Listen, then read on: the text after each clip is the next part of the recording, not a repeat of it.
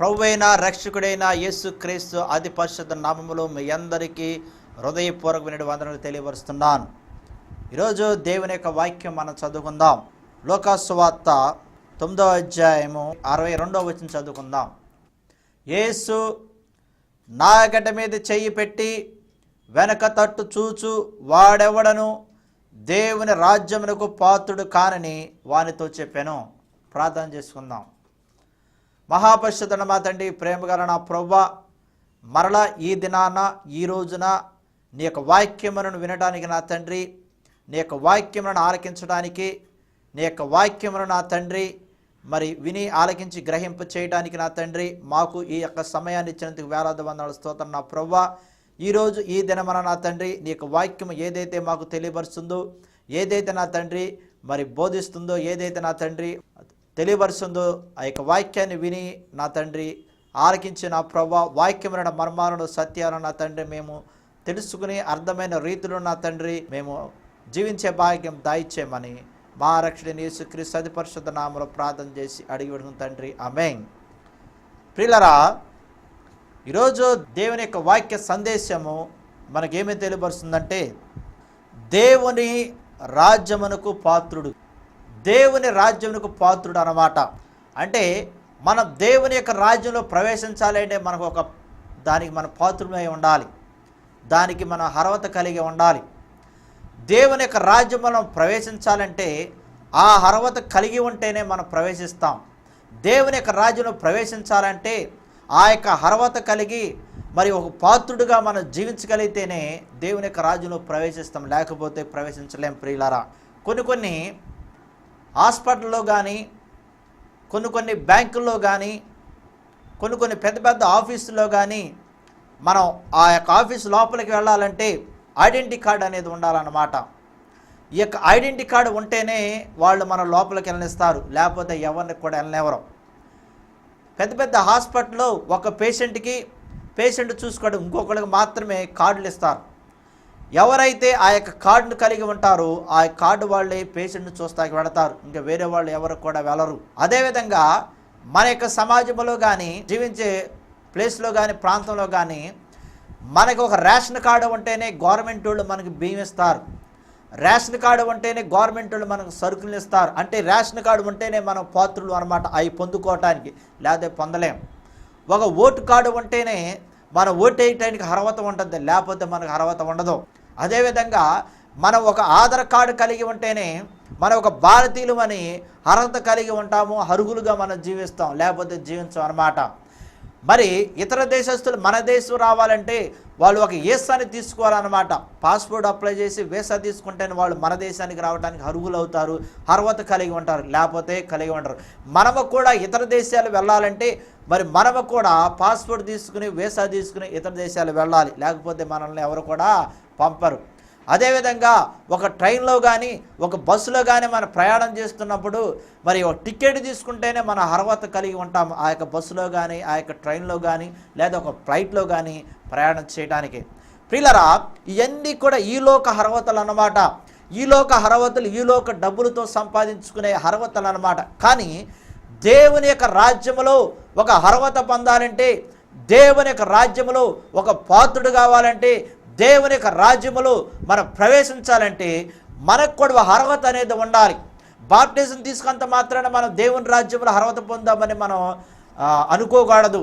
ఏదో మందిరాలకు వెళుతున్నంత మాత్రాన దేవుని యొక్క రాజ్యములో ప్రవేశిస్తాము, దేవుని యొక్క రాజ్యంలో అర్హత కలిగి ఉంటారని మనం అనుకోకూడదు. ప్రియులారా, ఏదో దేవుని యొక్క సేవ చేస్తున్నా కదా, ఎంతో గొప్పగా చేస్తున్నా కదా, నా దగ్గరికి వేల కొల మంది వస్తున్నారు కదా, నా దగ్గరికి వందలు వస్తున్నారు కదా, నేను దేవుని రాజ్యంలోకి వెళ్తాను అనుకోవడం కూడా అది చాలా తప్పు అన్నమాట. ప్రియులారా, ఎందుకంటే యేసుక్రీస్తు ప్రభువే స్వయంగా ఇక్కడ మనకు తెలియపరుస్తున్నాడు.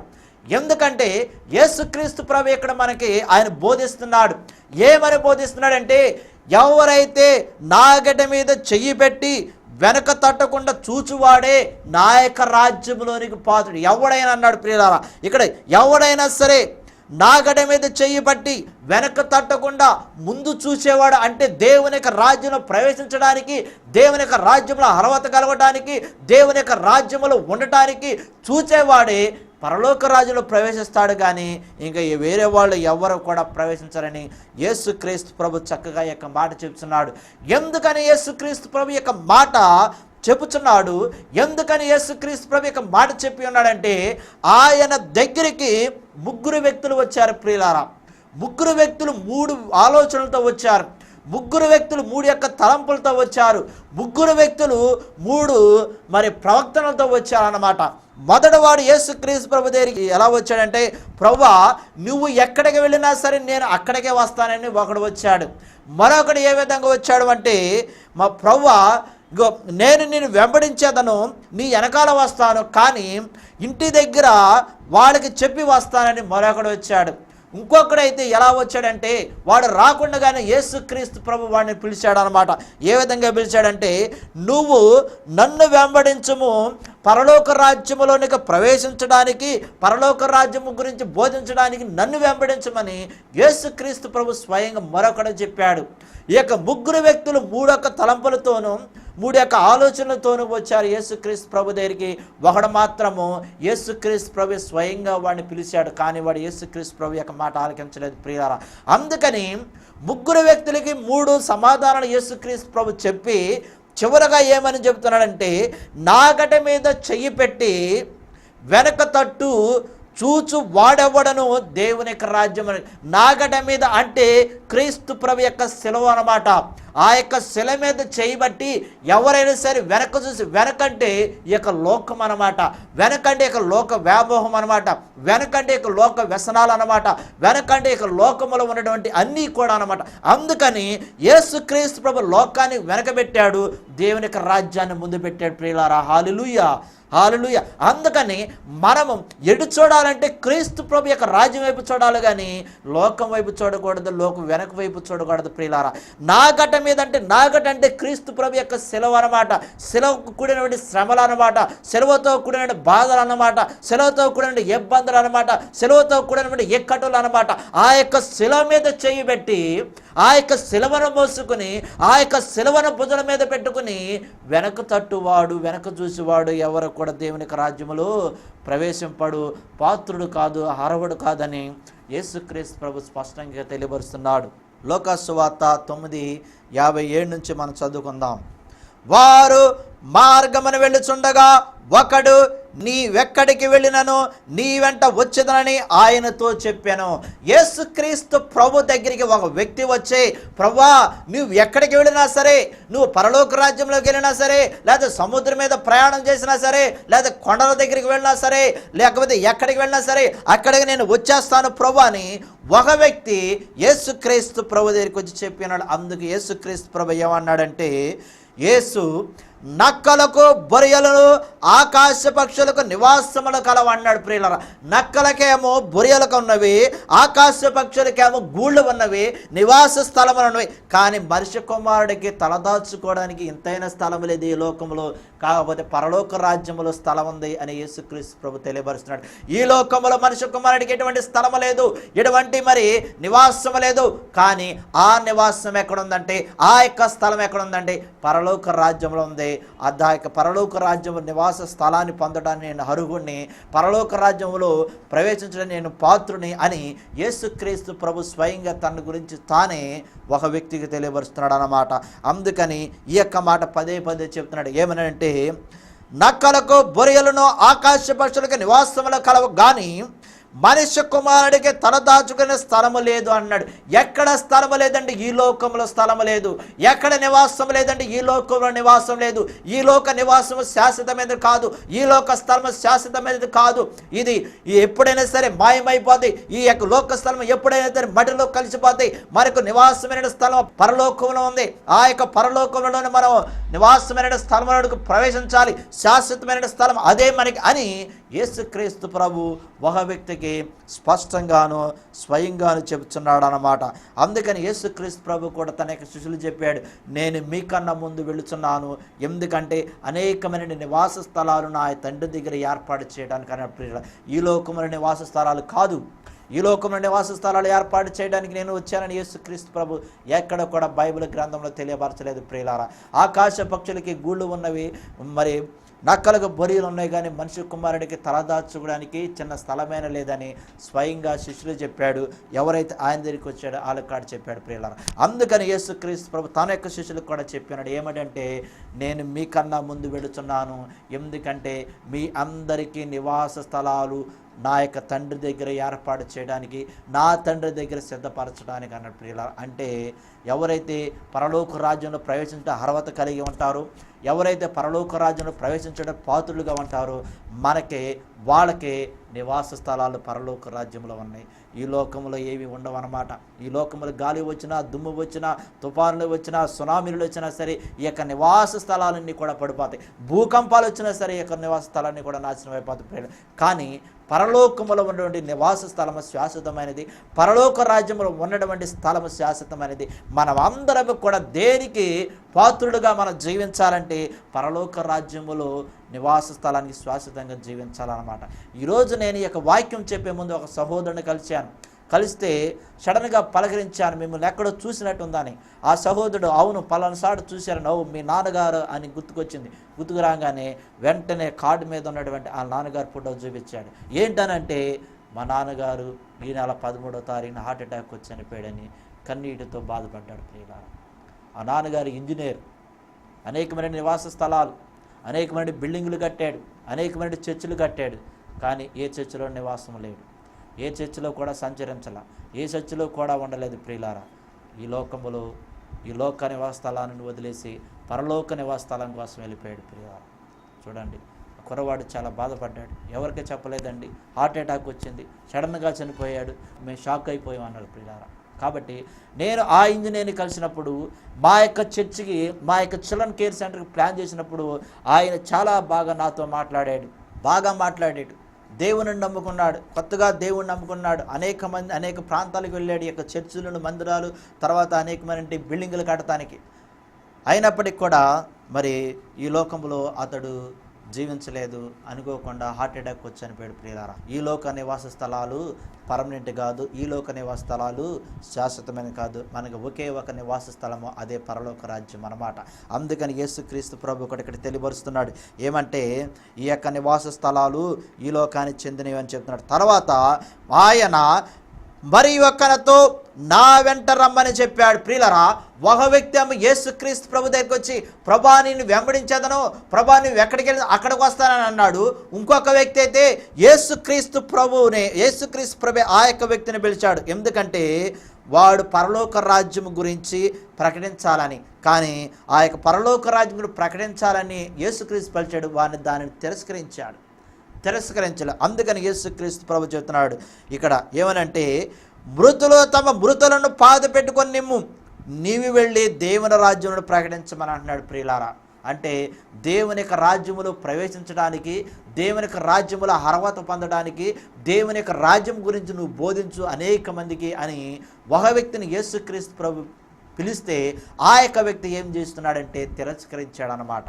తిరస్కరించి ఏమన్నాడంటే, నా యొక్క మరి తండ్రి చనిపోయాడు, ఆ యొక్క తండ్రిని నేను పాతి పెట్టిన తర్వాత నేను వస్తాను అంటున్నాడు ప్రియులారా.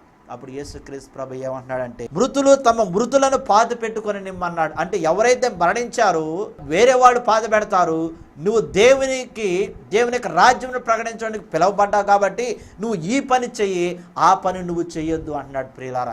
నీ తండ్రి చచ్చిపోతే నీ తండ్రిని పాత పెడతానికి ఎవరో ఉంటారు అక్కడ. నువ్వు దేవుని యొక్క రాజ్యాన్ని ప్రకటించడానికి పిలువబడ్డావు, దేవుని యొక్క రాజ్యాన్ని బోధించడానికి పిలువబడ్డావు, దేవుని యొక్క రాజ్యములో పాత్రులు అవ్వటానికి, అనేక మందిని నడిపించడానికి నువ్వు పిలువబడ్డావు. కాబట్టి నువ్వు ఈ పని చేయి, ఆ పని నువ్వు చెయ్యొద్దు అని అంటున్నాడు ప్రియులారా. కానీ వాడు ఏమి చేశాడంటే యేసుక్రీస్తు ప్రభు యొక్క మాట ఆలకించలేదు. అంటే అనేక మంది యేసుక్రీస్తు నామములో వస్తారు, అనేక మందిని యేసుక్రీస్తు ప్రభు నమ్ముకుంటారు. కానీ ఎవరైతే క్రీస్తు ప్రభు యొక్క మాటను నమ్ముతారో, ఎవరైతే క్రీస్తు ప్రభు యొక్క బోధనలు ఆలకిస్తారో, ఎవరైతే క్రీస్తు ప్రభు బోధించిన విధానంలో జీవిస్తారో వారే పరలోక రాజ్యంలోకి వెళతారు. ఇక్కడ ఒక వ్యక్తి యేసుక్రీస్తు ప్రభు పిలిస్తే వాడు యేసుక్రీస్తు ప్రభు చెప్పిన మాటలు తిరస్కరించాడు. ఆహ్వానించలా, స్వీకరించలేదు ప్రియులారా. అంటే ఈ యొక్క వ్యక్తి పరలోక రాజ్యంలోనికి పాత్రుడు కాడనమాట. అంటే ఈ యొక్క వ్యక్తి పరలోక రాజ్యంలోనికి ప్రవేశించడం అన్నమాట ప్రియులారా. అందుకని యేసుక్రీస్తు ప్రభు మరలా ఇంకొకటి చెప్తున్నాడు. ఏమిటంటే ఇంకొక వ్యక్తి వచ్చాడనమాట యేసుక్రీస్తు దగ్గరికి.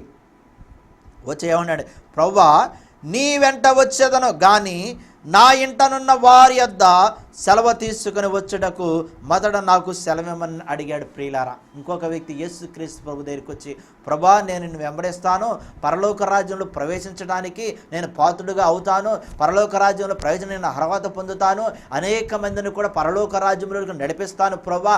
కాకపోతే నేను మా ఇంటి వారికి వెళ్ళి మా యొక్క తల్లిదండ్రులకు మా యొక్క బంధుమిత్రులకు చెప్పి వస్తాను ప్రభా, కాబట్టి నాకు సెలవేమో ప్రభా అన్నాడు ప్రియులారా. చూడండి, కొంతమంది ఇట్లాగే ఉంటారు. దేవుడు సేవ చేయడం పిలిస్తే కొంతమంది ఉద్యోగాలు చేసేవాళ్ళు ఉంటారు. దేవుని యొక్క సేవకు పిలితే కొంతమంది వ్యాపారం చేసేవాళ్ళు ఉన్నారు ప్రియులారా. వ్యాపారమే దేవుని యొక్క సేవ. ఎందుకంటే అక్కడ లాభం రావాలి, ఇక్కడ లాభాలి, అక్కడ డబ్బులు వదులుకోకూడదు, ఇక్కడ డబ్బులు వదులుకోకూడదు అనేవాళ్ళు ఈ రోజుల్లో చాలామంది ఉన్నారు. వ్యాపారం అనమాట. అంటే దేవుని నామూలు కొంతమంది వ్యాపారం కట్ట చేసేవాళ్ళు ఉన్నారు. అంటే దేవుడు చెప్పిన యొక్క మాటలు వాళ్ళు ఆలకించట్లేదు, దేవుడు చెప్పిన యొక్క మాటలు వాడు పెడచెవిన పెట్టలేదు. దేవుడు సేవకు పిలిచినా సరే రకరకాల నుండి వ్యాపారాలు కూడా చేసేవాళ్ళు ఉన్నారు. ఇంకా వేరే వాళ్ళు ఉన్నారు, నిజముగా దేవుడు పిలిచి సమస్తం వదిలేసిన వాళ్ళు కూడా ఉన్నారు. కొంతమంది లెక్చరర్లు కూడా దేవుని యొక్క సేవకు వచ్చే 50,000 సరే, 30,000 సరే, 20,000 సరే, 10,000 సరే, సమస్తం వదిలేసి కూడా దేవుని యొక్క సేవకు వచ్చిన వాళ్ళు కూడా ఉన్నారు ప్రియులారా. కొంతమంది అయితే తమ యొక్క పొలాలను కూడా, ఇళ్ల స్థలాలను కూడా అమ్మేసి దేవుని యొక్క సేవకు కూడా వచ్చిన వాళ్ళు కూడా చాలామంది ఉన్నారు ప్రియారా. కొంతమంది మాత్రము ధనవ్యామోహంతో, ధనహాస్యతో వ్యాపారం చేసుకుంటూ వ్యాపారమే దేవుని యొక్క సేవకు, దేవుని సేవ అని చేసేవాళ్ళు కాడ ఉన్నారు. మరి అది ఎంతవరకు, మరి వాళ్ళు ఎంతవరకు దేవుని యొక్క రాజ్యంలో ప్రవేశించారో నాకు తెలియదు, కానీ అది క్రీస్తు ప్రభుకు మాత్రమే తెలుసు ప్రియులారా. కాబట్టి ఒక్కసారి దేవుడు మనల్ని పిలిచాడంటే మన సమస్తమంతా కూడా దేవుడికి అర్పించి, సమస్తమంతా కూడా దేవునికి ఇచ్చేసి దేవుని యొక్క మాటలు ఆలకించాలి, క్రీస్తు ప్రభు యొక్క మాటలు ఆలకించాలి, క్రీస్తు ప్రభు యొక్క బోధనలు ఆలకించాలి. ఆయన మనకు ఏది తెలియపరుస్తున్నాడు, ఆయన మనల్ని ఏ విధంగా నడిపిస్తున్నాడు, ఆయన పరిశుద్ధాత్మ ద్వారా మనల్ని ఏ విధంగా నడిపిస్తున్నాడు ఆ విధంగానే నడవాలి. కానీ ఈ లోక మనుషుల యొక్క మాటలు, లేదా మన యొక్క తల్లిదండ్రుల యొక్క మాటలు, ప్రక్కింటి వాళ్ళ మాటలు, ఎదురింటి వారి మాటలు, ఇలాంటి వారి మాటలు మనం ఎవరి మాటలు కాడ వినకూడదు ప్రియులారా.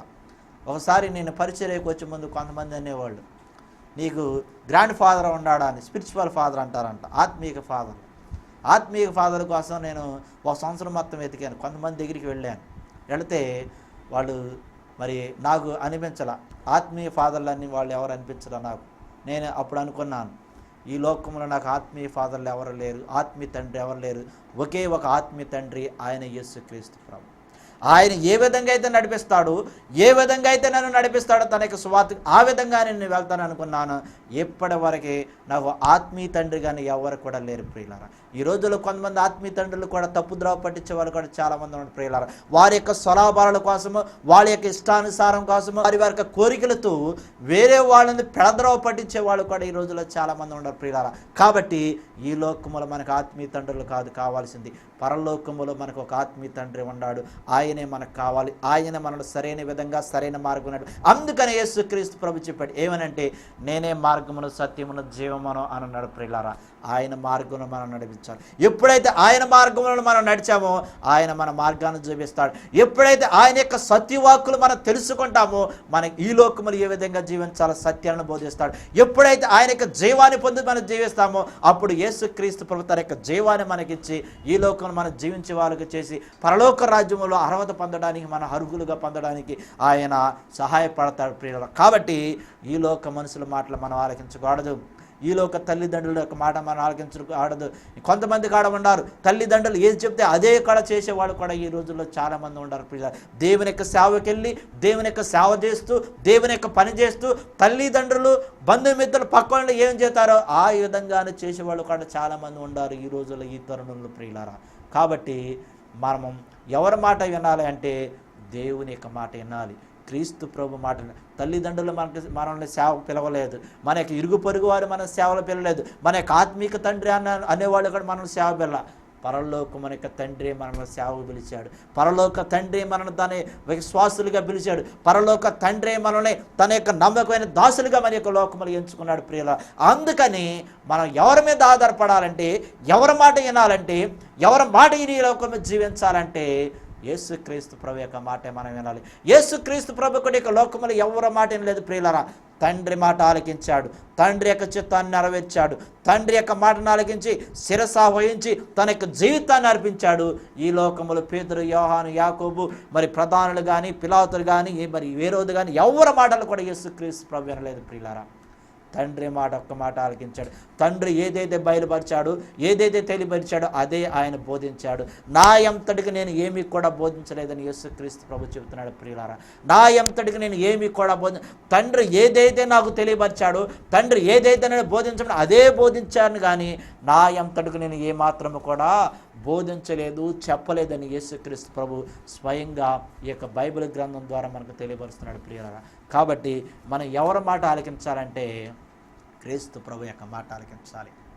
క్రీస్తు ప్రభు యొక్క మాట ఆలకించాలి. కొంతమంది మరి ఇంట్లో వాళ్ళు మాటలు విని ఆలకించి వారి ఇష్టానుసారంగా చేసేవాళ్ళు కూడా చాలా ఉన్నారు. మీరు అలా చేయండి, మీరు ఇలా చేయండి, అలా చేస్తే అట్ట అవుతారు, ఇలా చేస్తే ఇట్ అవుతారని డైరెక్షన్లు ఇచ్చేవాళ్ళు కూడా చాలామంది ఈ రోజుల్లో ఉన్నారు ప్రియులారా. మనకి ఏ డైరెక్షన్ ఈ లోక మనుషులతో అవసరం లేదు ప్రియులారా. మనకి ఒకే ఒక డైరెక్షన్, ఒకే ఒక మార్గదర్శి, ఒకే ఒక ఆయన నడిపించే ఆయన ఉన్నాడు. యేసుక్రీస్తు ప్రభు లోక రక్షకుడు. ఆయన మాట మనం ఆలకించాలి. అందుకని మనం ఆయన మాట ఆలకిస్తేనే మన పరలోక రాజ్యములో అర్హత పొందుతాం, కానీ ఆయన మాట ఆలకించకపోతే పరలోక రాజ్యంలో ప్రవేశించడం అర్హత పొందాం, పాత్రులుగా మనం జీవించం ప్రియులు. అందుకని యేసుక్రీస్తు ప్రభు గట్టిగా ఒక్కాడించి చెప్తున్నాడు. ఏమనంటే, యేసు నా గడ్డ మీద చెయ్యి పెట్టి వెనక తట్టు చూచు వాడెవ్వడు అన్నాడు ప్రియులారా. యేసుక్రీస్తు ప్రభు యొక్క పదాన్ని చాలాసార్లు బైబిల్ గ్రంథంలో వాడి ఉన్నాడు. ఎవడైననే యొక్క పదాన్ని యేసుక్రీస్తు ప్రభు చాలాసార్లు వాడి ఉన్నాడు. ఎవడైనంటే 12 మంది శిష్యులైనా సరే, ఎన్నుకున్న శిష్యులైనా సరే, ఎవరైనా సరే పరలోక రాజ్యంలో ప్రవేశించాలంటే నేను చెప్పిన మాట ఆలకించాలి, లేకపోతే మీరు ప్రవేశించరంటారు. ఇంటికాడ తల్లిదండ్రులు కూడా ఒకసారి చెప్తా ఉంటారు, నా మాట వింటే నువ్వు బాగుపడతావు, నా మాట వింటే నీకు తిండి పెడతాను, నా మాట వింటే నీకు మంచిగా చూసుకుంటాను, నా మాట వింటే నీకు డబ్బులు ఎత్తాను, నా మాట వింటే నీకు ఏది కావాలంటే అది చేస్తానని చెప్పేవాళ్ళు చాలామంది ఉంటారు ఇంటికాడ. ఎందుకంటే ఇంటికాడ వాళ్ళు యజమానులు అనమాట, వాళ్ళు పెద్దవాళ్ళు అనమాట. అందుకని పిల్లల మీద అటువంటి అధికారాన్ని, అటువంటి పెత్తనాన్ని చలాయించి వాళ్ళకు చెబుతూ ఉంటారు. ఎప్పుడైతే పిల్లలు తల్లిదండ్రుల యొక్క మాట ఆలకించారో, ఎప్పుడైతే పిల్లలు తల్లిదండ్రుల యొక్క మాట విలికించి ఆలకించి పెడచేను పెట్టారో అప్పుడు వాళ్ళు క్షేమంగా ఉంటారు. ఇంటిలో తల్లిదండ్రులు చెప్పిన విధానంగా నడిస్తే వారు శాంతిగా సమాధానంగా ఉంటారు. అప్పుడు తల్లిదండ్రులు కూడా చాలా సంతోషంగా ఉంటారు పిల్లారా. అదేవిధంగా మనను సృష్టించిన మన యొక్క తండ్రి ఉన్నాడు. మనని యొక్క లోకములో సృష్టింపజేసి ఒక రూపాన్ని ఇచ్చి ఒక మనిషిగా జీవించడానికి మనకు ఒక గొప్ప తండ్రి ఉన్నాడు. ఆయన యేసుక్రీస్తు ప్రభు. ఆ యేసుక్రీస్తు ప్రభు యొక్క లోకానికి వచ్చాడు. ఆ యేసుక్రీస్తు ప్రభు మానవాళ్ళందరూ కూడా మరి జీవించి మరణించాడు. అటువంటి క్రీస్తు ప్రభు యొక్క బోధనను మనం ఆలకించాలి. ఎప్పుడైతే యేసుక్రీస్తు ప్రభు యొక్క బోధనను ఆలకించామో, ఎప్పుడైతే యేసుక్రీస్తు ప్రభు యొక్క బోధనను ఆలకించి జీవించామో అప్పుడే మన పరలోక రాజ్యంలోనికి పాత్రలు అవుతామో, కానీ లేకపోతే ఈ యొక్క శారీరక స్వస్థతలు ఈ లోకానికి చెందినవి ప్రియులారా. ఆధ్యాత్మిక స్వస్థత కావాలి. పరలోక రాజ్యంలో ప్రవేశించాలంటే శారీరక స్వస్థత కాదు ప్రియులారా, ఆధ్యాత్మికమైన స్వస్థత అన్నమాట. పరలోక రాజ్యంలో ప్రవేశించాలంటే శరీరపరంగా మన పాత్రలు అవడం కాదు ప్రియులారా, ఆధ్యాత్మిక మన పాత్రలు కావాలన్నమాట. ఆధ్యాత్మికమైన అర్హత కలిగి ఉండాలని, హృదయ పరివర్తన చెంది మన అర్హత కలిగి ఉండాలి, మారు మనసు కలిగి మన అర్హత కలిగి జీవించాలన్నమాట. అందుకని యేసుక్రీస్తు ప్రభు ఈ యొక్క మాట చెప్పినాడు. ఒకనొక సందర్భములు పేతురుగాడు కూడా అంటున్నాడు. అప్పుడు ఏమంటున్నాడంటే, ప్రభా నా యొక్క కాళ్ళను నువ్వు కడగవద్దు అన్నాడు. అప్పుడు యేసుక్రీస్తు ప్రభు ఏమన్నాడంటే, నీ కాళ్ళను నేను కడగపోతే నాలో నీకు ఎట్టి పరిస్థితుల్లో పాత్ర పడదు, నువ్వు ఎట్టి పరిస్థితుల్లో మరి నాకు చెందినటువంటి కాదు అన్నప్పుడు పేతురు గారు ఏమన్నాడంటే, ప్రభువా నా కాళ్ళను కాదు నా దేహమును అంతా కూడా శుద్ధి చేయమని అడుగుతున్నాడు. అంటే క్రీస్తు ప్రభులో ఒక పాత్ర పొందడానికి, క్రీస్తు ప్రభు శిష్యులో ఒకడుగా ఉండడానికి, క్రీస్తు ప్రభువులో అర్హత కలగడానికి పేతురు గారు ఆ మాట అన్నాడు, యేసుక్రీస్తు ప్రభు కూడా ఆ మాట పేతురు గారు చెప్పి ఉన్నాడు. కాబట్టి మన క్రీస్తు ప్రభు యొక్క రాజ్యములో మనం ప్రవేశించాలంటే, యేసుక్రీస్తు ప్రభు యొక్క రాజ్యములో అర్హత పొందాలంటే మనం ఎవరి మాట ఆలకించాలంటే, ఎవరి యొక్క మాట ఆలకించాలంటే క్రీస్తు ప్రభు యొక్క మాట ఆలకించాలి. ఆయన బోధించిన బోధనలు తెలుసుకోవాలి. అప్పుడే పరలోక రాజ్యం మనము అర్హత కలుగుతాము, పాత్ర కలిగి మనం జీవిస్తాం. ఈ యొక్క చిన్న వాక్యాన్ని దేవుడు దీవించి మహిమపరిచి ఆశీర్వదించును గాక. ఆమేన్. ప్రార్థన చేసుకుందాం.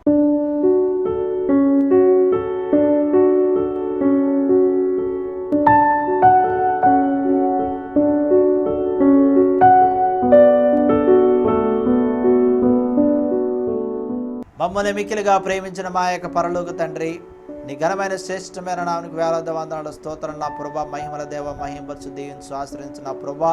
ఈ యొక్క వాక్యాన్ని నా ప్రభా ఆలకించి ఉన్న తండ్రి, పరలోక రాజ్యంలో నా ప్రభా ఎవరు పాత్రులు అవుతారు, ఎవరు అర్హత పొంది ఉంటారని నా తండ్రి ఈరోజు మాకు బయలుపరిచావు, తెలియపరిచావు నా తండ్రి.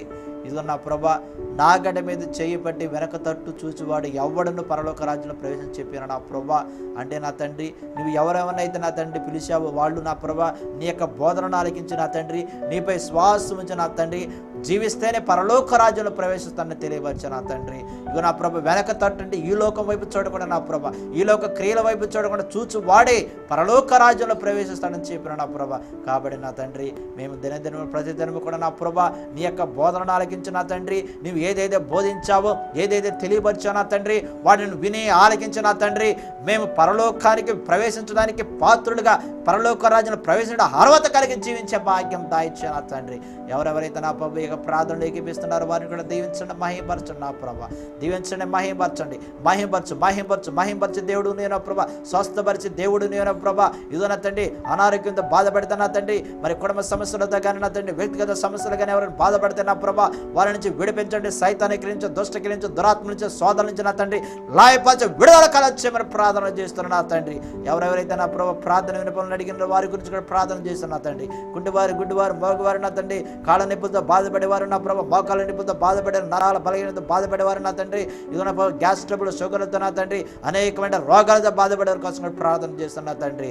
నీకు పరిశుద్ధాత్మ వారిపై కొమ్మరించండి, పరిశుద్ధాత్మ వారిపై కొమ్మరించిన తండ్రి, పరిశుద్ధాత్మ ధర ప్రభా వారిని కొమ్మరించిన తండ్రి స్వస్థపరచమని, పరిశుద్ధాత్మ ధరమని మహిమపరచమని, పరిశుద్ధాత్మ ధరని విడుదల కలగచేయమని దినదిన ప్రతిదినం కూడా నా తండ్రి నేను స్తుతించి నిన్ను గణపరిచిన నా తండ్రి, పరలోక రాజ్యాన్ని ప్రవేశించడానికి అర్హత పొందే భాగ్యం దాయిచ్చామని మా రక్షణ యేసుక్రీస్తు అతి పరిశుద్ధ నామములో ప్రార్థన చేసి అడిగి పెడుతుంది తండ్రి. ఆమేన్. Help you understand God's Word in a whole new way, go to goodnewsunlimited.com. You can sign up there to get your free devotional delivered to you each day.